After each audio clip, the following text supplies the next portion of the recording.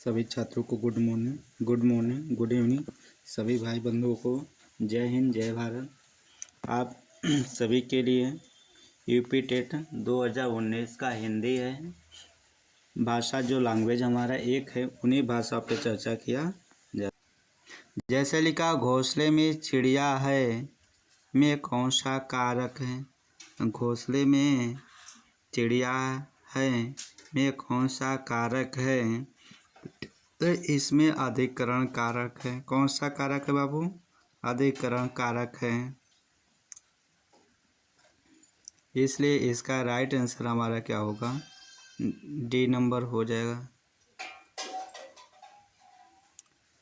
Sorry, अधिकरण कारक लगाना चाहिए तो हमने लगा दशम।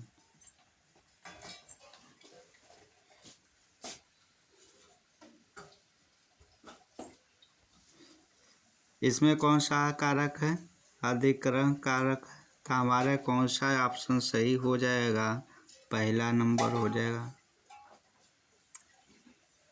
दूसरा प्रश्न लिखा है, निम्नलिखित गद्यांश को पढ़कर, जो गद्यांश दिया है इसको क्या करना है? पढ़ना है। पढ़ने के बाद 32 एवं 33 का प्रश्न का उत्तर इसी में। पहले लिखा प्रश्न देखिए, गद्यांश पढ़ ले। चलिए पढ़ दे रहा। गांधीवाद में राजनीतिक और आध्यात्मिक तत्वों का समन्वय मिलता है। यही इस वादा की विशेषता है। आज संसार में जितने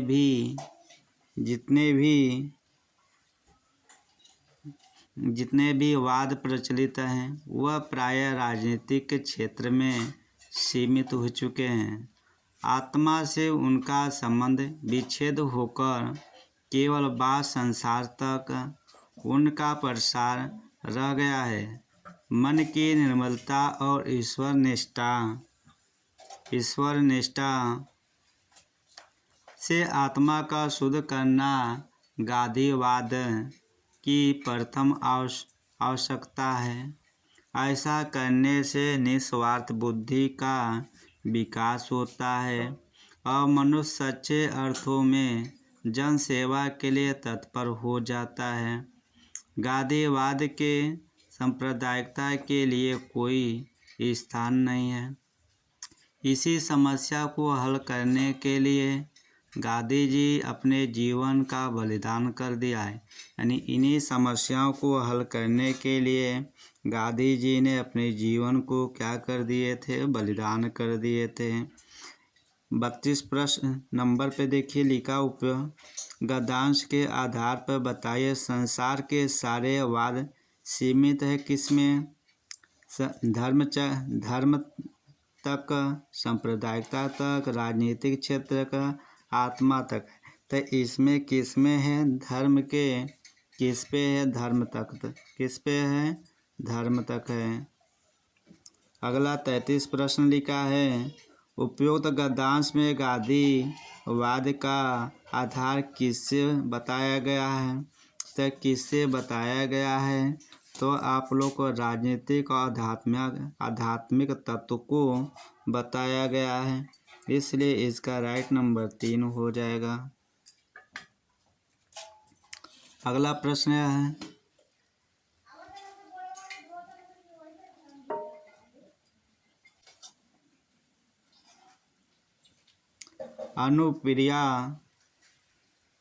अनुप्रिया के रचनाकार कौन है?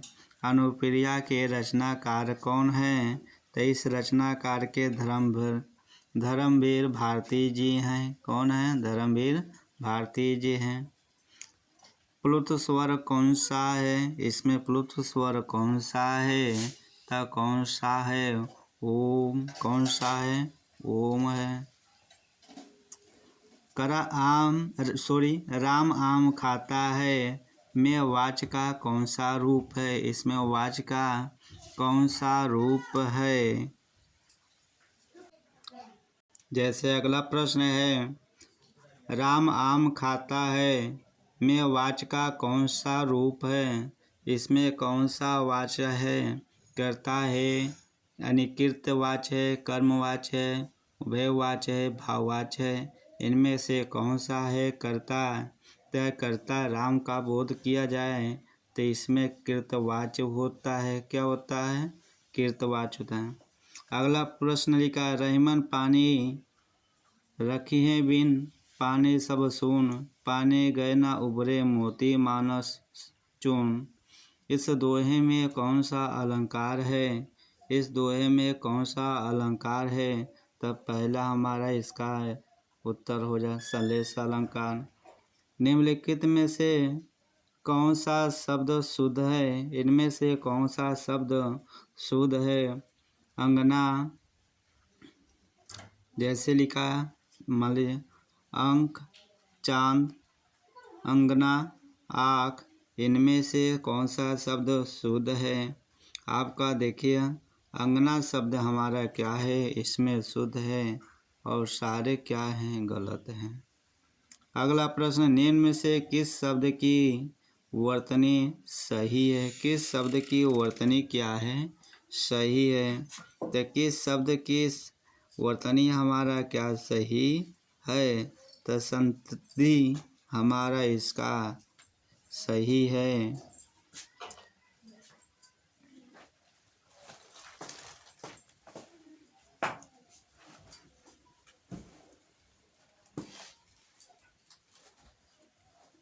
बी नंबर हमारा इसका क्या हो जाएगा? उत्तर सही हो बी का रहा हूँ।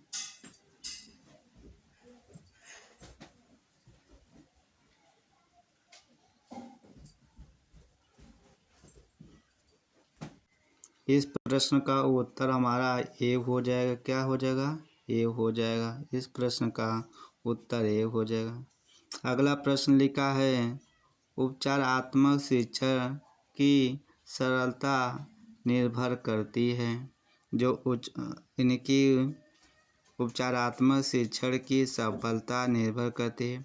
जैसे ये बी सी सेट पेपर के होंगे वो अलग होंगे, बाकी जो हमारे मैटर है जो पेपर का वो हमने बता रहा हूँ। ठीक, सारे के उत्तर हेर फेर रहेंगे, बाकी प्रश्न एक ही रहेंगे सारे। अब कह रहा हूँ इसमें लिखा, पहले उपचारात्मक शिक्षण की सामग्री पर हो, समय या अवधि पर हो, भाषिक नियमों के ज्ञान पर हो, समस्या के कारणों को सही पहचान। तो क्या करना है हमें? समस्याओं के कारणों को पहचान करना। बच्चों की समस्याओं को क्या करना है? कारणों की पहचान करेंगे तभी हमारे उपचारात्मक शिक्षण का अर्थ ही होगा, अन्यथा बच्चों की समस्या जानी ही नहीं और उसके उपचार तो कैसे करेंगे। ठीक, इसलिए बच्चों को उपचारात्मक शिक्षण का मतलब उनकी कमियों को जांचना। ठीक, अभी 31 से 42 प्रश्न इसमें दिया गया है। लिखा है, वर्धंत की पंक्ति कुंदकली अधरा धर पर लोचन की, चपला चमके घन बिच छगहे छवि मुतनी, माल आमोलन की,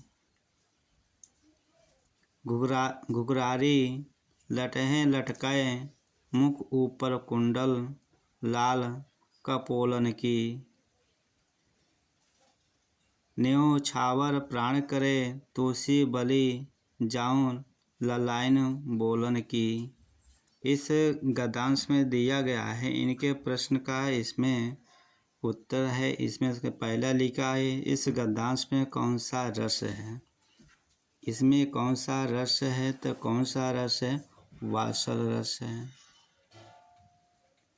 अगला प्रश्न लिखा, उपयुक्त ग्रंथ किस कवि का है? तो किस कवि का है? तो तुलसीदास जी का है। किस? तुलसीदास जी का। उच्चारण स्थान के दृष्टि से कौन सा विकल्प शुद्ध है? अब कौन सा विकल्प हमारा शुद्ध है? तो कौन सा विकल्प जो सस हमारा है दंत वाला हमारा क्या है? शुद्ध है। अगला प्रश्न है, निम्नलिखित में से कौन सा कथन अशुद्ध है? इनमें कौन सा कथन अशुद्ध है? अगला लिखा है, इसमें से कौन सा शुद्ध है? तो हमारा अशुद्ध है जो लिखा दो महाप्राण व्यंजनों के उच्चारण एक साथ होता है, यही हमारे क्या है, गलत है। क्या है, गलत है। अगला प्रश्न है, मेरे लड़के ने मेरी आज्ञा का पालन नहीं किया। वाक्य में लड़के के विषय में कौन सा विकल्प अशुद्ध है? इसमें कौन सा शुद्ध है? तो कौन सा, यानी एक वचन में कि बहुवचन के हिसाब से कौन सा गलत है? तो इसमें कौन सा गलत है? तो बहुवचन क्या है, बहुवचन के रूप में गलत है।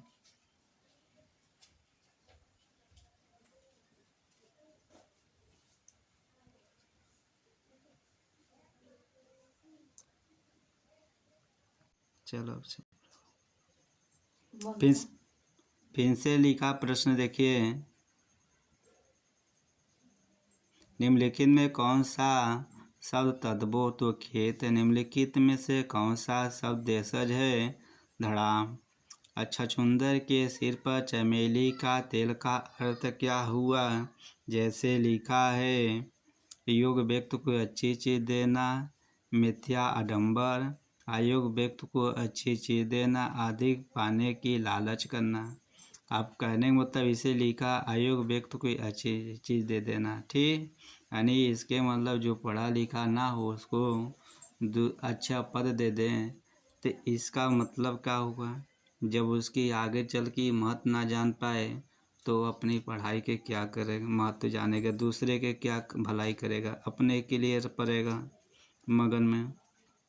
ऋग्वेद का संधि विच्छेद क्या है? ऋग प्लस वेद होता है। आप पर बीती का समास क्या है? तत्पुरुष समास है। प्रयोजन का समानार्थी शब्द नहीं है, कौन सा शब्द नहीं है?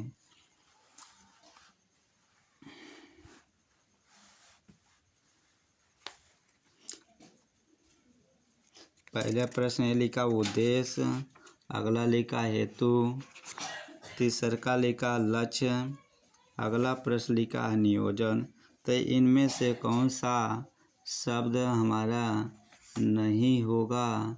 तो कौन सा शब्द नहीं हो सकता है?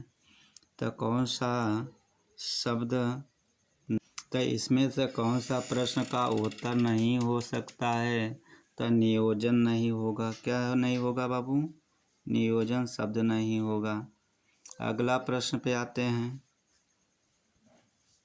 ये 2019 का है, प्रीवियस ईयर क्वेश्चन है। इस प्रश्न पे चर्चा किया जा रहा है। ऋजु का विलोम शब्द क्या होता है? तो इसका मतलब होता है वक्र। क्या होता है?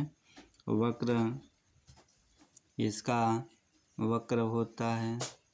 अगला प्रश्न लिखा है, निम्नलिखित में से, निम्नलिखित विकल्पों में से किस विकल्प की घोषणा का निर्देश अशुद्ध है? इनमें कौन सा शब्द गलत है?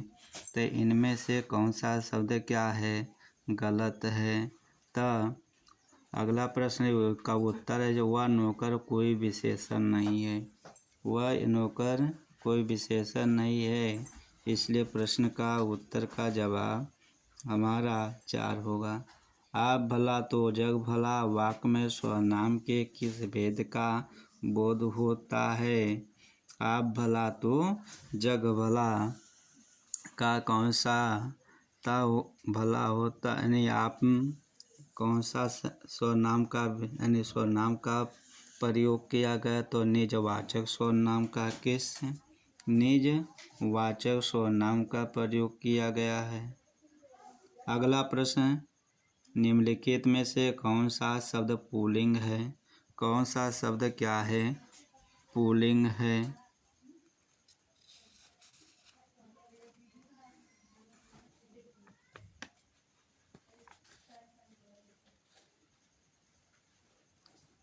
जैसे संतान लिखा है, दूसरा कढ़ी लिखा है, चिल लिखा है, सरसों लिखा है, तो कौन सा शब्द हमारा नहीं है? तो संतान। क्या है? संतान नहीं है। अगला प्रश्न लिखा है, प्रकाशन वर्ष की दृष्टि से डॉक्टर हरिवंश राय बच्चन की रचनाओं का सही अनुकर्म क्या है, यानी इनके कर्म से क्या है। तब मधुबाला, मधुशाला, निशा नियंत्र, मधु कलश, तो कौन सा नहीं है।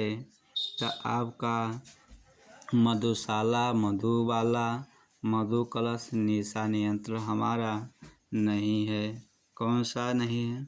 मधुबाला, मधुशाला, मधुबाला और मधुशाला नियंत्र, इसलिए इसका प्रश्न का उत्तर हमारा क्या होगा बाबू, 3 नंबर हो जाएगा। क्या होगा, तीसरा प्रश्न का उत्तर हो जाएगा। अगला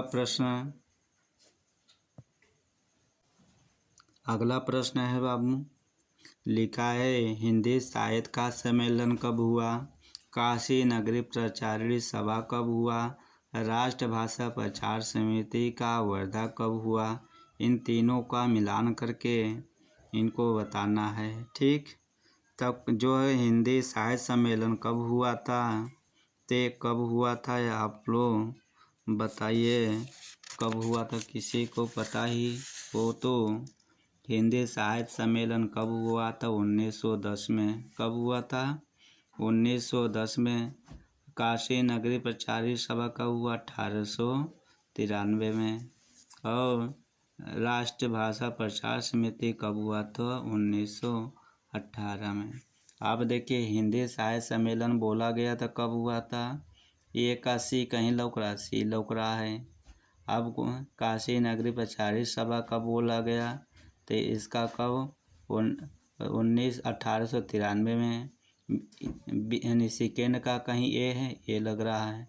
और राष्ट्रभाषा प्रचार समिति कब, 1918 यानी बी। तो इसका राइट आंसर हमारा क्या, ए होगा। क्या होगा, ए नंबर होगा।